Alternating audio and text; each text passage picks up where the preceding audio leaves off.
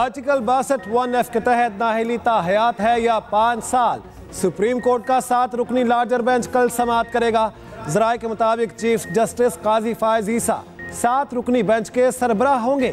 Justice Mansoor Ali Shah, justice Yahya Afridi, justice Aminuddin Khan bench का हिस्सा, justice Jamal Khan Mandokhail, justice Muhammad Ali Mazhar और जस्टिस मुसरत हिलाली भी शामिल।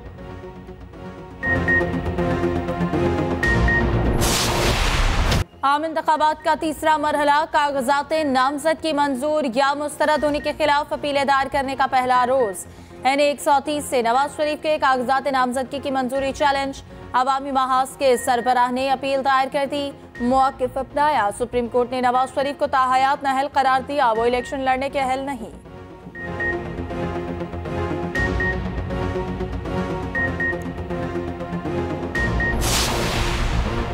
PTI रहनुमाओं के कागजात नामजदगी मुस्तरद होने का मामला। PTI के कई उम्मीदवारों ने अपीलें दायर कर दी। MA नवासी मियांवाली से PTI उम्मीदवार उमैर खान नियाजी की अपील दायर। RO मियांवाली और इलेक्शन कमिश्नर पंजाब को नोटिस जारी। कल तक तमाम रिकॉर्ड तलब। DG खान से PTI के मोहिउद्दीन खोसा और जरताज गुल की भी अपीलेट ट्रिब्यूनल में अपील। कराची में रिटर्निंग अफसरान के फैसलों के खिलाफ अपीलें दायर होना शुरू।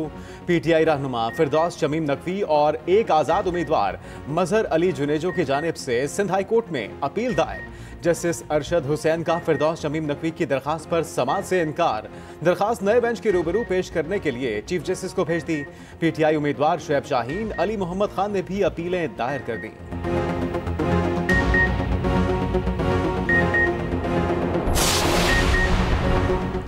PTI का कागजात नामजदगी मुस्तरद करने के खिलाफ सुप्रीम कोर्ट से रुजू करने का ऐलान। PTI रहनुमा बाबर आवान का कहना है, आइन किसी को इलेक्शन लड़ने से नहीं रोकता। 300 से जायद कागजात नामजदगी मुस्तरद किए गए। हर हाल में तहरीक इंसाफ इलेक्शन लड़ेगी। उधर शेख रशीद के कागजात नामजदगी मुस्तरद होने पर वकला ने फैसले की नकूल हासिल कर ली। साबिक वज़ीर दाखिला शेख रशीद कल अपील दायर करेंगे। RO के मुताबिक शेख राशिद शफीक भी चचा शेख रशीद के साथ मरी रेस्ट हाउस गए। NA 165 की हल्का बंदी के खिलाफ दरख्वास्त। सुप्रीम कोर्ट ने समाअत इलेक्शन के बाद तक मुलतवी कर दी। जस्टिस मंसूर अली शाह ने रिमार्क्स दिए कि हमारा आखिरी हुक्म यही है कि इंतखाबी शेड्यूल आने से पहले हो चुकी हैं हल्का बंदियों पर इलेक्शन होगा। हम इस केस में इस वक्त कुछ नहीं कर सकते। NA 165 की हल्का बंदी को नून लीगी उम्मीदवार सऊद मजीद ने चैलेंज किया था।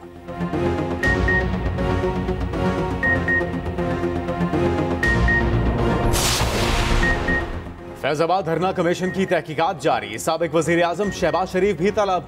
ज़राए के मुताबिक कमीशन ने शहबाज शरीफ को 3 जनवरी को बयान कलम बंद कराने के लिए तलब किया।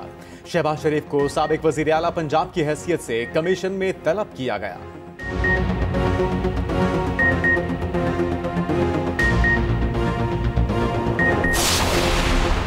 नून लीग की टिकटों से मुतालिक पार्टी क़यादत की अहम बैठक। अहम फैसले मुतवक्के।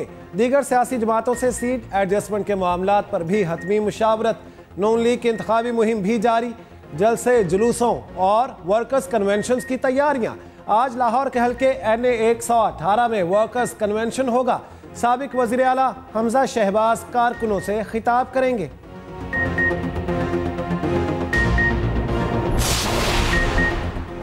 अवाम हमारे जलसों में आ रहे हैं और हम अवाम के पास जा रहे हैं। नून लीग अब हर जगह जलसे करती नजर आएगी। साबिक वज़ीर आज़म शहबाज शरीफ की एक्सप्रेस न्यूज से गुफ्तगू। कहा, हमारे बारे में ये ना समझा जाए कि हम सिर्फ दफातर में मीटिंग करते हैं। नवाज शरीफ, मरियम नवाज, हमजा शहबाज और मैं खुद हर जगह जलसे करेंगे।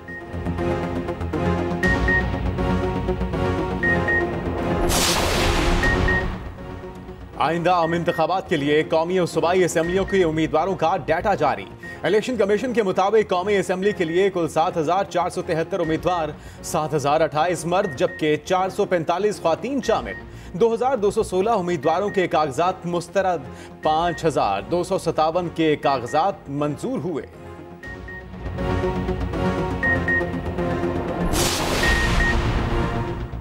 इलेक्शन कमीशन का इलेक्ट्रॉनिक मीडिया की जानिब से ज़ाब्ता अखलाक के खिलाफ वर्जी का नोटिस। चेयरमैन पैमरा को खत लिख दिया। इलेक्शन कमीशन का ज़ाब्ता अखलाक की शिक 12 के खिलाफ वर्जी पर एक्शन लेने का हुक्म। करार दिया टीवी चैनल्स की जानिब से पोलिंग सर्वे इलेक्शन कवायद व ज़वाबित के खिलाफ वर्जी है। पोलिंग सर्वेस वोटर्स की फ्री चॉइस पर असरअंदाज होने के साथ साथ इंतखाबी अमल को मुतासिर करते हैं।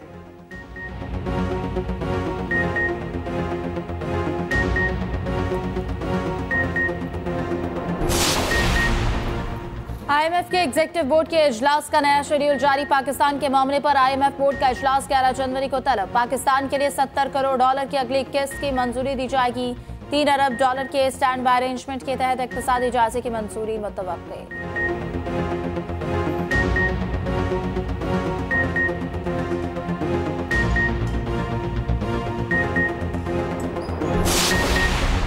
स्पेशल इन्वेस्टमेंट फैसिलिटेशन काउंसिल की एपेक्स कमेटी का इजलास बुध को तलब। इजलास की सदारत निगरान वजीर आजम अनवारुल हक काकड़ करेंगे।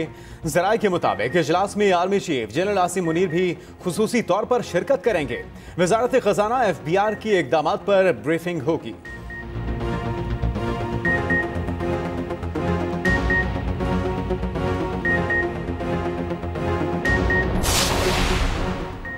नए साल का आगाज। पाकिस्तान स्टॉक एक्सचेंज में तेजी का रुझान। कारोबार के दौरान 100 इंडेक्स में 1900 से जायद पॉइंट्स का इजाफा रिकॉर्ड। 100 इंडेक्स में 64,000 की नफसियाती हद बहाल। इंडेक्स 64,1900 पॉइंट्स की सतह पर ट्रेड कर रहा।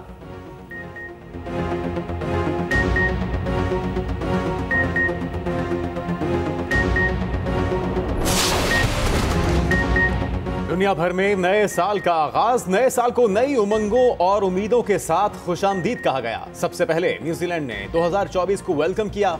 ऑकलैंड के स्काई टावर पर आतिशबाजी का शानदार मुजाहिरा। ऑस्ट्रेलिया के सिडनी हार्बर ब्रिज पर भी आतिशबाजी से आसमान जगमगा उठा। जापान, ताइवान, शिमाली कोरिया और जनूबी कोरिया समेत कई ममालिक में भी साले नौ का जश्न मनाया गया।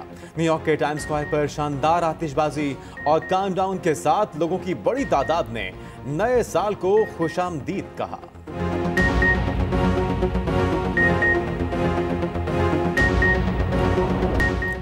दुनिया में आतिशबाजी, गजा में बमबारी। एक तरफ खुशियां तो दूसरी तरफ मौत का रक्स।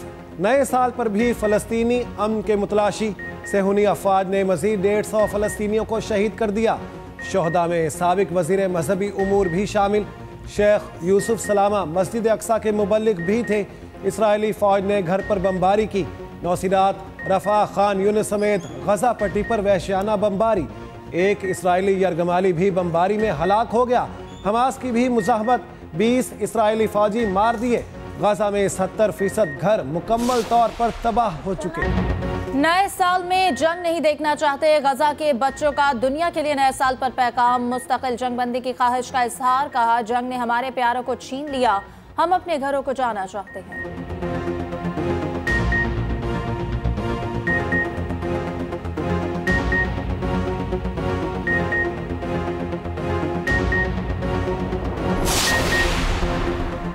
गजा के लिए पाकिस्तान से 20 टन इमदादी सामान की तीसरी खेप रवाना। इमदादी सामान में तिबी सामान, खुश्क खाने की अशिया और बच्चों के लिए गिफ्ट बैग्स के अलावा हिफ्ज़ाने सेहत की किट्स भी शामिल। निगरान वज़ीर ख़ारजा जलील अब्बास जिलानी, फ़लस्तीन के सफ़ीर अहमद रबी ने नूर खान एयरबेस पर रवानगी की तकरीब में शिरकत की।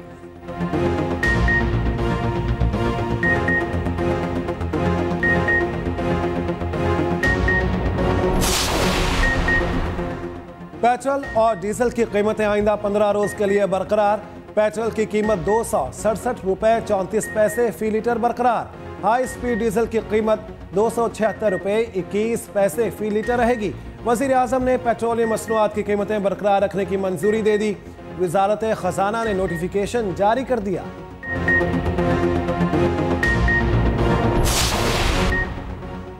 पाकिस्तान बार बार अफगानिस्तान से दहशतगर्दों की हवालगी का मुतालिबा कर चुका। तमाम दहशतगर्दों के नाम भी दे दिए गए। सूबाई वज़ीर इत्तलात जान अचकज़ई का कहना है, दहशतगर्दी में पाक फौज के 200 जवानों समेत हजारों अफराद शहीद हुए। अफगानिस्तान दुनिया भर में दहशतगर्दी एक्सपोर्ट कर रहा है। यह रवैया दुनिया भर के लिए खतरा है।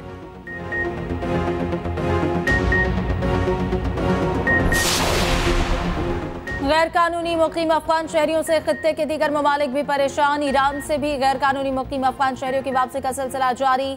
वॉइस ऑफ अमेरिका की रिपोर्ट के मुताबिक गुज़श्ता 3 माह के दौरान ईरान और पाकिस्तान ने 8,50,000 से ज्यादा गैर दस्तावेजी अफगान शहरियों को वतन वापस भेजा। सितंबर के आखिरी हफ्ते ईरान ने 3.5 लाख गैर कानूनी अफगान बाशिंदों को मुल्क बदर किया। पाकिस्तान में गैर कानूनी अफगान शहरियों ने गुज़श्ता साल 1 दर्जन से ज्यादा खुदकुश बम धमाके किए। आलमी कवानीन के मुताबिक हर मुल्क को हक हासिल है कि वो अपने मुल्क और आवाम की हिफाजत के लिए जरूरी इक़दाम करे।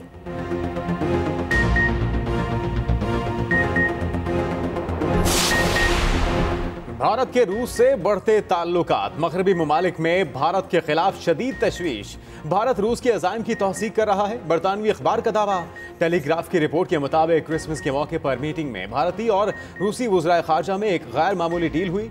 इस मुलाकात में एक नए आलमी निज़ाम के क़याम पर भारत और रूस ने इत्तेफाक किया। भारतीय वज़ीर ख़ारजा ने सदर पुतिन के आलमी डिज़ाइन की तौसीक भी कर दी।